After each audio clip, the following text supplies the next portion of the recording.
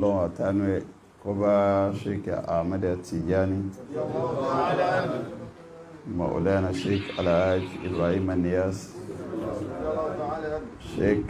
أبو بكر الصديق المسكين بالله كوبا باوا صاحب ولاية الكبرى فضيلة الشيخ آدم عبد الله العلوري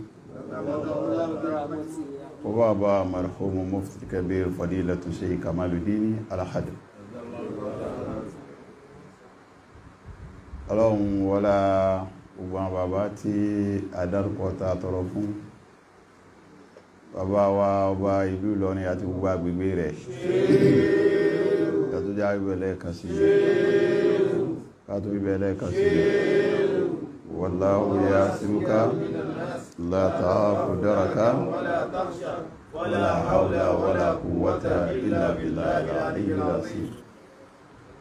Ọlọ́run bá wa fi wọ́n láyà balẹ̀ àti ìgbà wọn àti àgbà wọn Ọlọ́run má bà kankan jẹ́ bẹ́ẹ̀. Owó tí ń jẹ́ Emirates lápapọ̀ ọlọ́mọdé ó bàjẹ́. Gbogbo àwọn tí wọ́n jẹ́ àwọn olóyè bàbá ọba ìlú Ìlọrin bẹ̀rẹ̀ látọ̀dọ̀ àwọn àìmà bàbá ìmáàmù àgbà bàbá ìmáàmù Málé bàbá ìmáàmù Gàmbàrí òdòdó Ajánásì Rábàná àti gbogbo àwọn balógun pátápátá mọ́gájí ààrẹ ní bàbá àtàlẹ̀ ní gbogbo tí ń jẹ́ Emirates pátápátá ọlọ́mọdé ọkàn bàjẹ́ mbẹ́ ọlá nàbí wa Muhammad ọlọ́run wa wọlá bẹ́ẹ̀ bàbá mudirul markas ọlọ́run mọ́sàbá dótí wọn ọlọ́run mọ́sàbá wà pẹ̀lú wọn má dá wọn láàmú má wàhálà wọn má fìtínà wọn bàbá wa alifatul hadabiyya ọlọ́run mọ́sàbá wà pẹ̀lú wọn wà dótí wọn má dá wọn láàmú má fìtínà wọn gbogbo àyà àwọn àgbàlagbà kọ̀ọ̀kan bàbá wa lágbàjì ní bàbá wa àgbàrígidó ma ní ẹ̀ka gbogbo àyà àwọn àgbàlagbà ọlọ́mọ báyìí wọn jẹ́ o má sì sọ àyè wọn ọlọ́mọ sọ dókun ọlá nàbí wa Muhammad gbogbo àwọn tí wọ́n ti lọ nínú àwọn àgbàlagbà wa tí ẹnu wa ń ba àwọn kọ̀ọ̀kan wọn níjòkó yìí bàbá wa Sheikh Salati ọlọ́mọ àyà fi wọn ọlọ́mọ àṣekún sinmi fún wọn bàbá wa Dàmẹ́dúkà ọlọ́mọ mọ́sàbọ̀ àyà fi wọn bàbá wa ń jẹ́ bàtà ọlọ́mọ àyà fi wọn àti àyè àwọn àgbàlagbà kọ̀ọ̀kan ọlá nàbí wa Muhammad mo kí ìkàlẹ̀ àwọn alfa wa fadilatu Sheikh Adam Yahya Al-Filani àti gbogbo àwa tí a jọ wá lápapọ̀ torí àkókò wá kí ẹ̀yin ọmọ ìyá wa tí àwa bá lálejò ní èdè àsìkò yìí tí àpapọ̀ wa ń jẹ́ Emirates láti ọ̀dọ̀ ọba Yorùbá tí ń bẹ́nu wa alhaji wa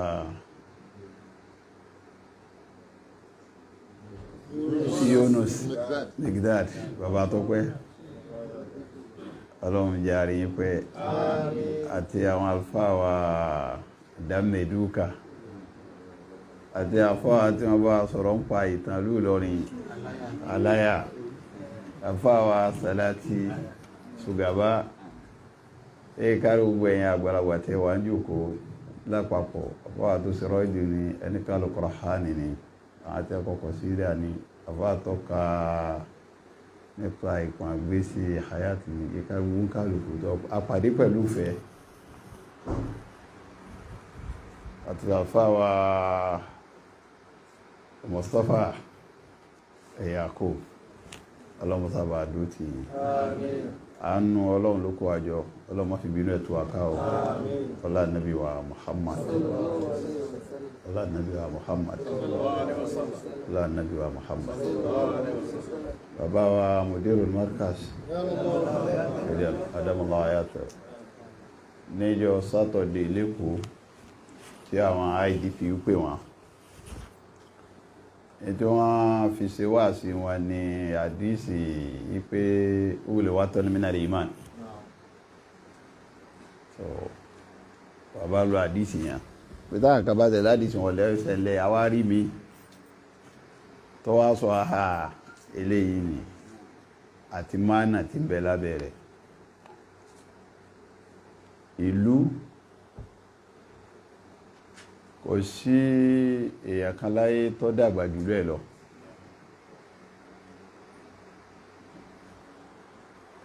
gbogbo orin tí ọlọ́mọ dẹ̀ sí fẹ́dà láyé orin tìlú ọ̀tọ̀ ni tó bá já sí pé ìlú ò fálù kò sí pàtàkì tí a bá wo ọ̀rọ̀ Ọlọ́run al-Qur'an al-Karim àwọn kankan bẹ nínú al-Qur'an tó já sí pé Ọlọ́run jẹ́ ká máa fálù kakọ̀kan látara ọ̀rọ̀ rẹ̀ tí a bá wo gbogbo ràkúnmí àbí gbogbo tí bá ń jẹ́ ẹranko ta ló dá wọn Ọlọ́run kò ní wọ́n ni àmọ́ wá jẹ́ ká máa fálù ọ̀kan nù wọ́n pé a sì hí nákọ̀tù láì èsì tó tún fi sọ fílẹ̀ ìgbé a sì hí nákọ̀tù láì láàrin gbogbo wọn ó ní sàróhà ẹ má fọ àbúrú kan àkúnmí ànábì sọ́lẹ̀ wọ́n hàn pé àkúnmí yẹn ó fálù lọ́dọ̀ rẹ̀ ó sì pàtàkì lọ́dọ̀ rẹ̀ gbogbo ilé ìwé ni ò jẹ́ lé Ọlọ́run bá ń bẹ tó tún wá dá kan yàtọ̀ pé fàlẹ̀ àbùdó rọ́bà àtàlbẹ̀ wọ́n fẹ́ ká mọ̀ yí pé ilé yìí o ọfàlù lọ́dún Ọlọ́run téèyàn fi wá wọn pàtàkì ìlú òun ni Ànábì Muhammad sallallahu alaihi wasallam nígbàtí wọ́n fẹ́ tọ́dọ̀ máa lé bí wọ́n ti bí ọ àrùkú bàtọ́ lọ́wọ́ pọ̀ pé kọ́sámù rẹ̀ wá ìlú yàgẹ́ ọlọ́kọ́ fi búra fi bá dà bismillahir rahmanir rahim ó ní la uqsim bi hazal balad a'udhu billahi minash shaytanir rajim bismillahir rahmanir rahim la uqsim bi hadhal balad وأنت حل بهذا البلد ووالد وما ولد لقد خلقنا الإنسان في كبد أيحسب الإنسان أن لم يره. èmi ọ̀fẹ́ ló ń bẹ̀ ni pé ibi tí ìlú tó pàtàkì dé lọ́dọ̀ Ọlọ́run àwọn àkàkà tí Ọlọ́run bá ti fẹnu kanú al-Qur'an àwọn onímọ̀ àwọn èyí ṣe rí débẹ̀ for example ní gbogbo al-Qur'an gbogbo ànìsàábí ànábì ṣe tó látòkè délẹ̀ tó pẹ́ ní ọlá gbogbo wọn Ọlọ́run ọ̀dá ọkọ̀ kankan ní al-Qur'an ní àmọ́dákọ̀ sédù ìdákọ̀ sédù tó jáde látàwọn Ọlọ́run ní al-Qur'an ní òun làwọn àfọ́ àfijó yíwa pé sédù òun ìdákọ̀ owó ti di sáráfù fún sédù kọ́dà Abubakiri Ọlọ́run kan ní sáání ìsìnlẹ́ni àwọn àkásọ pé wọ́n lè sọ pé sóhun kọ̀ lámọ́lẹ̀ pé Abubakiri ni ó kàn ní sáání ìsìnlẹ́ni àwọn kan gbà pòhùn ni àwọn kan ní kí sá Abubakiri so àmọ́ ìtìláàfù kakọ̀ sẹ́ lérí sédù torúkọ́dá kọ rẹ̀ ń jẹ́ sáráfù fún bẹ́ẹ̀ ni tó bá ti táwọn Ọlọ́run ọba jáde so ìtọ́nà kọ́ fi yẹn jọ́rọ̀ Ànábì pé kí sọ máa lè ní pé ìlú yìí yẹpẹ̀lú ìlú Mákà yìí mo fi búra ipe ìwọ Ànábì Muhammad sallallahu alaihi wasallam bi azal balad wa anta bi azal balad ìlú ó ju èèyàn lọ torí Ọlọ́run tí wọ́n fẹ́ yọ wà nábì kó lù ní wọ́n fẹ́ sọ di ọmọ àlè nílùú tí wọ́n ti bí. 2 látọ̀dọ̀ Ànábì Muhammad sallallahu alaihi wasallam níjọ́ wọ́n lé Ànábì jáde Mákà àyèwò ní ọgbà Mádínà. Kí ni dá Ànábì fẹ́ k'Ọlọ́run ó ṣe fóun tí ó ṣe fún ní Mádínà tí tó ń sunkún kó wọ́n padà Mákà pé laqad sadaqa Allahu rasulahu ruja bil haqq لتدخلن المسجد الحرام إن شاء الله آمنين محلقين رؤوسكم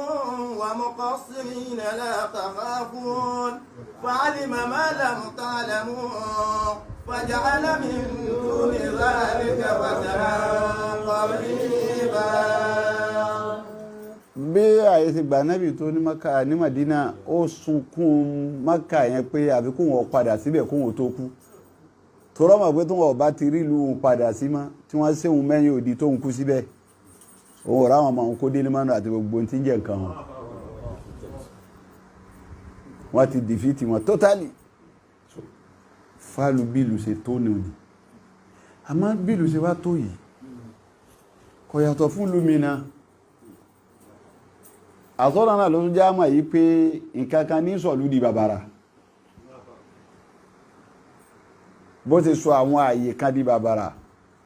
Kí ló wá sọ àwọn àyè òun di bàbàrà? Ó sọ Kúdùs di bàbàrà. Àmọ́lọ́ náà ló jẹ́ wá pé Kúdùs tóun ní bàbàrà nìyí ìtọ́jọ́ bàbàrà. Òun ó sọ túmọ̀ rẹ̀ fún pé Subhanalladhi asra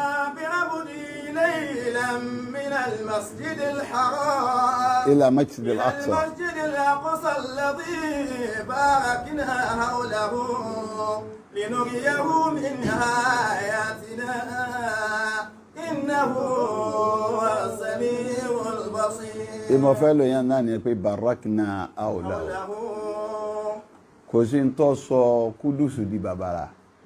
Ìjáde àwọn ànábì Ọlọ́run bí wọ́n jáde ń bẹ̀ pípọ̀ ni àwọn ànábì Ọlọ́run jáde ń bẹ̀ pípọ̀.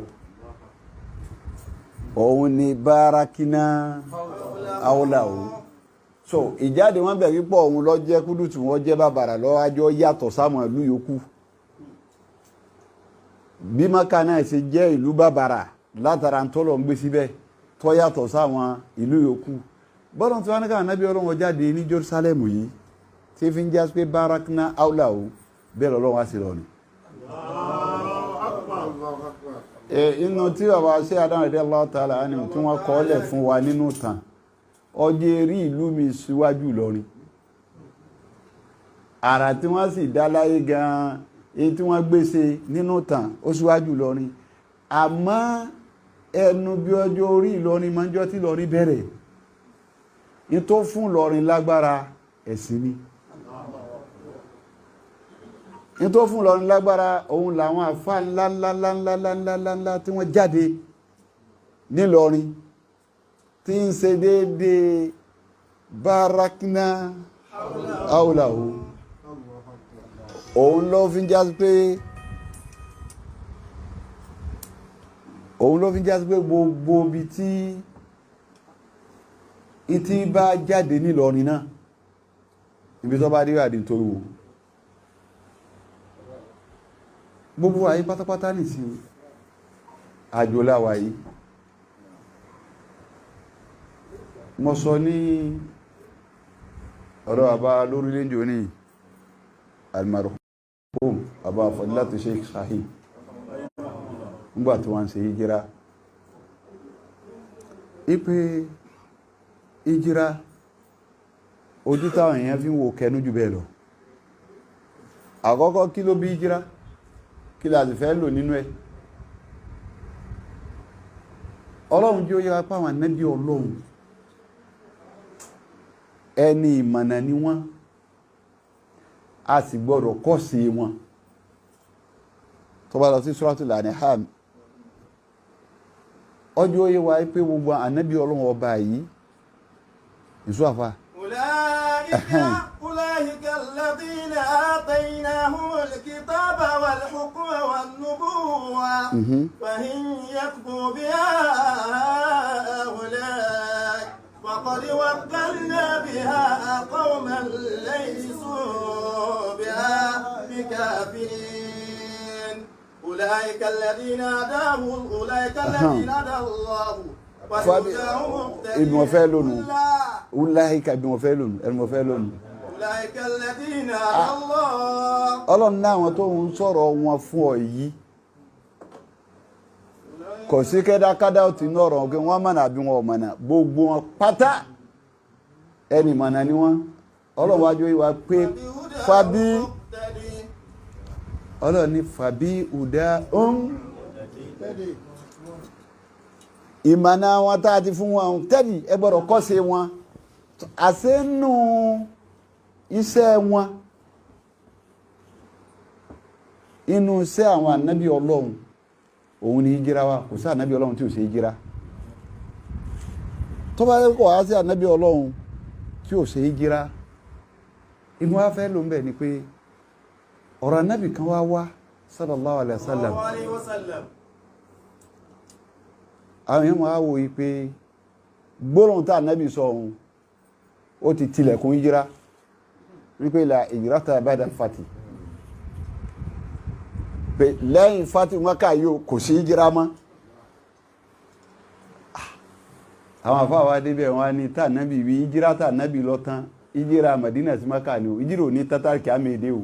torí àyà tí ó fi hàn wá pé hijira ò ní tán tárìkì àmèdè ọ àbándọ̀ sí Suratul Hajj. قل يا أيها الناس إنما أنا لكم نذير مبين فالذين آمنوا وعملوا الصالحات لهم مغفرة ورزق كريم والذين سعوا في آياتنا معاجزين أولئك أصحاب الجحيم. Bangladesh 44. 49 ara 40 karakara 49 orí ń bẹ. Qul ya ayyuhan nasu innama ana lakum nadhirun mubin. Kò lè jẹ́ bẹ́ẹ̀ tó bá dé Suratul Hajj tó fi mọ̀ yí pé ìjírà ò lè tán ìjírà Madina sí Mákà lọ tán Ọlọ́run fi àwọn nǹkan kan tó kójọ níbẹ̀ fún wa tó jẹ́ ó fi hàn wá yí pé ìjírà ò ní tán àwọn kan mẹ́rin sí mẹ́ta tọ́lọ́n fẹ́ dà al-absar ojú tó fún wa yìí etí tó fún wa yìí bẹ́ẹ̀ lọ́kàn tó fún wa yìí wípé afalam yasiru kó wí fil ard orí فتكون أفلم يسيروا في الأرض فتكون لهم قلوب يعقلون بها أو آذان يسمعون بها فإنها لا تعمى الأبصار ولكن تعمى القلوب التي في الصدور. آية يرفع وايبي إجرا Madina sí Mákà lọ tán ìjírò ò lè tán ìdí òfin jẹ́ ìjírò tán láyà tọ́lọ́run sọ fún wa àwọn yí pé síru fil ardi ẹ̀rìn lọ sérí lèmi ọlọ́run ọba ìjírà kan lẹ́yìn ṣe wáyìí nípa ẹ̀kọ́ wọ́n ní ìjírà al-intiqal min makan ila makan al-akhar ẹ̀yìn ṣe ìjírà láti Nàìjíríà wá ní ìsìn nípa ẹ̀kọ́ ẹ̀ṣẹ́ wá síbí ìjírà tẹ́ ṣe wá yẹn ní ìsìn lọ́lọ́ ní ẹ̀rìn lọ ẹ jáde kó lé ẹ lọ sórí rẹ̀ wọ́n ní èèyàn mẹ́ta àgbàlagbà ni wọ́n a sì rìn àjò bẹ́ẹ̀ lẹni tí bá ń kàwé tí ọmọ bá kàwé tó bá jọmọ kékeré ọ̀rọ̀ tí ọmọ 100 ọdún ò tí dé òun ti kánúwé bẹ́ẹ̀ lẹni tí bá ń ṣèrìn àjò àbẹ́ni tí ọba pẹ́ láyé fún rírí so inú rìn àjò ní Ọlọ́run tí wá mọ̀ yí pé ibi tá ti máa dèèyàn jura wa lọ àṣẹ jíjáde ńlé kọ́kọ́ wà ń bẹ́ so wọ́n máa ń pa àwọn kan ní local champion yìí tí wọ́n ní lọ́wọ́ òun náà lè ní o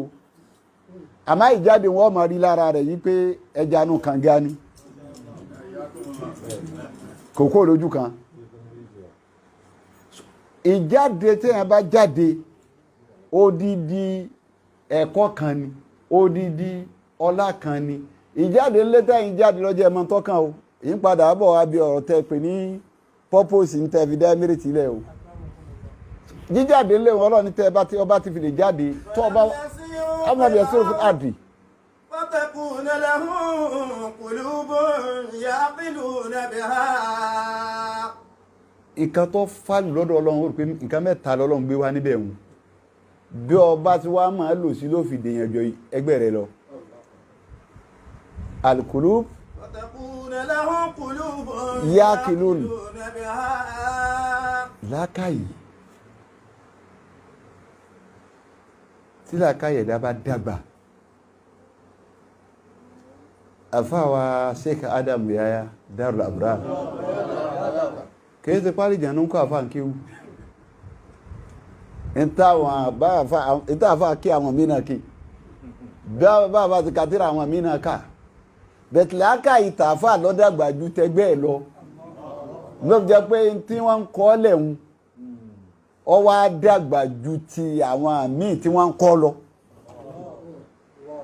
tí làákàyè bá dàgbà làákàyè yẹn ọlọ́run ò fọ̀rọ̀ làákàyè ṣeré wọ́n máa sábà sọ lọ́pọ̀lọpọ̀ wá sí pé nǹkan mẹ́ta adùn àti làákàyè ọlọ́run á pín láàrin yẹn mẹ́ta ẹranko ọlọ́run fún ládùn ó sì sì làákàyè kó mẹ́ màláíkà ọlọ́run fún làákàyè kò fún ládùn àwọn èèyàn ọlọ́run fún wa ládùn ó fún wa làákàyè ọ wá gbé kalẹ̀ báyìí pé òkè ẹ̀yìn yàn ẹ wà láàrin màláíkà ọ wà lẹ́gbẹ̀ẹ́ ọ̀dún tí mo fún ní làákàyè kò fún màláíkà máa dùn gbá bọ́ màláíkà kò lè pàrọ̀ aṣọ kò lásọ kò máa dùn bí wọ́n èé sùn wọ́n èé jẹ wọ́n èé mu kò sádùn kankan tí gbọ́ òun dúró ọmọ ẹranko òun dúró báyìí òun gbádùn àmọ́ kò ní làákàyè ẹranko ń bímọ báwọn náà ti ń bímọ wọ́n ń sàṣepọ̀ báwọn náà ti ń sàṣepọ̀ àmọ́ kò sí làákàyè fún ní ọjọ́ lè mọ̀ yí pé ń pààrọ̀ aṣọ yìí ní ọjẹ́ kẹ́ran kó lè mọ̀ tó bá dúró ní tí wọ́n ní tẹ́ wá ń sọ pé àpẹẹrẹ yìí lọ́la kò ní sá ibẹ̀ náà lẹ́tùn bá wọn ò lè sọ lójú ọmọ yẹn ní ìsìn pé ẹnì kú kan lọ́la ni torí pa fún ní làákàyè tó ọba èèyàn wá wà láàrin tó ọba wá lo làákàyè gan ju adùn lọ torí ẹranko adùn ló ní kò ní làákàyè làákàyè bá dàgbà lára ẹ̀dá kò sí bí ò sí níjọ ẹgbẹ́ ẹ̀ lọ títí kan wá yìí làákàyè ni làákàyè lọ dàgbà débẹ̀ làákàyè ń làwọn kọ́kọ́ rí fáà sí pé ẹ lórí ilẹ̀ kùlùbù ẹ wà fún yín lẹ́mìí lásán ni tí mo fún yín kẹ́ fi lè ronú ni ẹ ronú ń pa kílókù lérí lè bí ọlọ́run tẹ́ lè fi mú ṣe tí wọn náà fi dèèyàn ju ẹgbẹ́ rẹ lọ àkọ́kọ́ nìyẹn.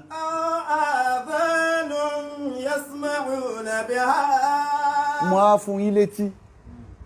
tí mo kà fún yín létí lásán ọkàn wà ń bẹ̀ ni kó o fi gbọ́rọ̀ bọ́ ọ bá ṣe mọ̀rọ̀ gbọ́ sí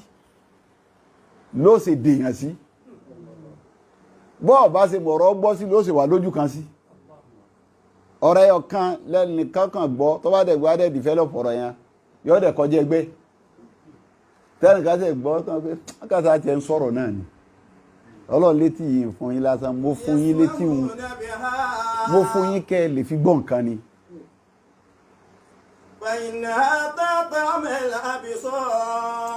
sójú náà mo tún fún yín lójú lásán ni. ولكن تعمى القلوب التي في الصدور. àwọn afáàní mẹ́tẹ̀ẹ̀ta yìí gbogbo àtọ́lọ́n bá ní àṣírin àjò tó sì ní alo mẹ́tẹ̀ẹ̀ta yìí àṣẹ ìjírọ̀ tán ìjírà Mẹdínà sí Mákà lọ́tán ìjírọ̀ sì máa kọ̀ntínú ni bọ́ bá ṣe wá gbàgbọ́ yé sí lára mẹ́tẹ̀ẹ̀ta yìí ló fi wá tètè débi tó ń lọ. ìsàn wọn ajo yìí wáyé pé ọlọ́run ká kọ̀ sí àwọn ànábì ọlọ́run kí ló tọ́lọ̀ fi dá kọ̀ sí wọn pé ẹni mọ̀nà ni wọ́n á kọ̀ sí wọn ẹni mọ̀nà ni wọ́n torí pé àwọn ni wọ́n gbọ́ ọlọ́run yé jà wá lọ. wọ́n mọ Ọlọ́run jù wá lọ. For example, ní ìtọ́ bá wà ní lékéwú tá a bá ń kọ́ńpa tọ̀yìd, àwọn kan mẹ́ta kan bẹ tí wọ́n ti jó yé wa pé kì í ṣe ìròyìn Ọlọ́run, ó lè fi ìròyìn Ọlọ́run bọ́ sọ fíríjì òní. Àkọ́kọ́ ń bẹ òun ni mọ́tù, ẹlẹ́ẹ̀kejì ń bẹ òun ni nìsíàn,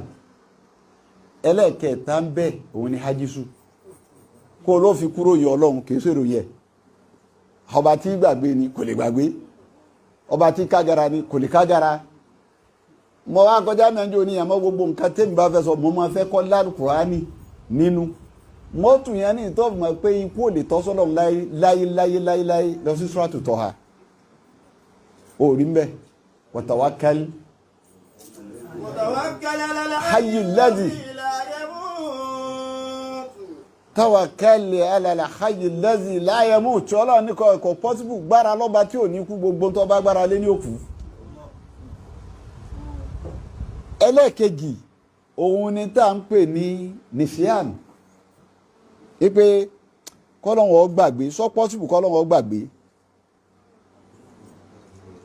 Tó bá lọ ti bí kú Suratul Furqan ni ibi nìfíàn lọ wà lọ sí Suratu Taha aya 51. Sọ possible kọ́lọ́run ó gbàgbé. Ọlọ́run jí ó yíwa pé ọba tí gbàgbé lòun pé qala ilmuha la wala ilmuha inda rabbi fi kitabin la la yadillu rabbi wala yansa. La yadullu rabbi wala yansa. Ọlọ́run ò lè gbàgbé. Tó bá kó mẹ́ wọ́n lọ síbi nìsíàn. Ìkágara ò lè bọ́lọ́run bá mi dá sí Suratul Fatir. Àwọn Suratul Fatir aya bí 24. Ní pé ìta ń pè ní ajísù kò gbọdọ̀ ṣẹlẹ̀ sí. Inna arsalnaka bil haqqi bashiran wa nadhira wa in min ummatin illa khala fiha nadhir. وإن يكذبوك فقد كذب الذين من قبلهم جاءتهم رسلهم بالبينات وبالزبر وبالكتاب المنير ثم أخذت الذين كفروا فكيف كان نكير. ألم تر أن الله أنزل من السماء ماء فأخرجنا به ثمرات مختلفا ألوانها ومن الجبال جدد بيض وحمر مختلف ألوانها وغرابيب سود ومن الناس والدواب والأنعام مختلف ألوانه كذلك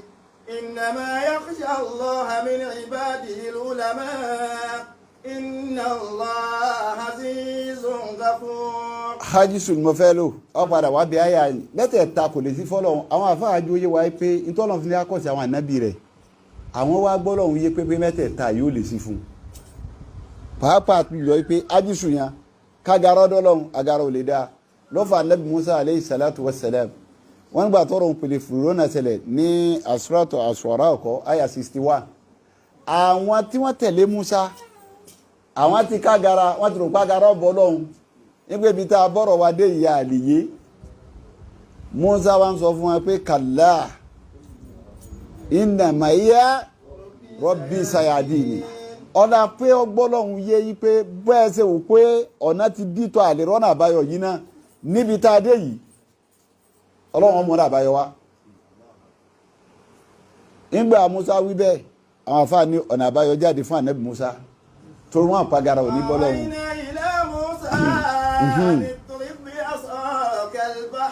فانفلق فكان كل فرق كالطود العظيم وأسلفنا ثم الآخرين وأنجينا موسى ومن معه أجمعين ثم أغرقنا الآخرين إن في ذلك لآية وما كان أكثرهم مؤمنين وإن ربك لهو العزيز الرحيم. Ànábì Musa alayhi salam mo fẹ́ lò náà mo ti lòun àyà kan náà ni pé kọ́lá màáyà Rabbi sayadini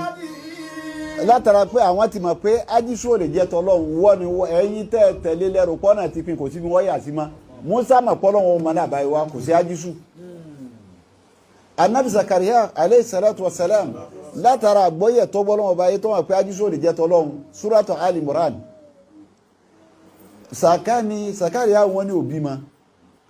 òun wá débi tó wá bá Mariam ní àyà 37 gbogbo ìgbà tó bá ti wá bá Mariam nínú ilé. فتقبلها ربها بقبول حسن وأنبتها نباتا حسنا وكفلها زكريا كلما دخل عليها زكريا المحراب وجد عندها رزقا قال يا مريم أنى لك هذا قالت هو من عند الله إن الله يرزق من يشاء بغير حساب. àwọn àfáà níbi tó déhùn ẹni tí ń wọ́ ọmọ tí ò rí alẹ́ sì ti dé ìyàwó gan ti dàgbà àmọ́ ìmọ̀ àwọn ànábì ọlọ́run pẹ̀lú ọlọ́run pé ájísù ò lè jẹ́ tiẹ̀ ìkágara ò lè bọ́ ọlọ́run lérìn kankan kò ṣeé ṣe fún un tí Mariam lọ tají ọmọ kékeré tí ń fóúnjẹ síwájú ẹ̀ tí ń wà dọ́dọ̀ rẹ̀ láàárọ̀ ń bèso ń dọ́dọ̀ rẹ̀ nírọ̀lẹ́ ń bèso ta ló ń pèsè fún un ńgbà Mariam náà dá lóhùn ó ní látọ̀dọ̀ ọlọ́run ọba ni kẹ́límà yí pé ibo ló ti rélé yìí wọ Mariam tó wá sọ yí pé ìrìn láti bì kankan min indillah àtọ̀dọ̀ ọlọ́run ni ibẹ̀ Zakariya náà ti pè kì í pé ayé pé bèmí náà bá tèmi náà dé kéjù ó ní unalika da'a Zakariya rabbahu ajísù ibo fẹ́ lò ajísù ò lè bá ó ní qala rabbi abli min ladunka dhurriyatan tayyibatan innaka sami'ud du'a. ẹlẹ́kẹta wọn anabi Yunus alayhi salatu wassalam látara pa anabi ọlọ́run yìí wọ́n gbọ́ ọlọ́run ọba ayé gan wọ́n wá mà yí pé bọ́nà bá pin táwọn ẹ̀dá máa ń rò pọ́nà ti pin wọn àwọn anabi ọlọ́run gbà pé kò pin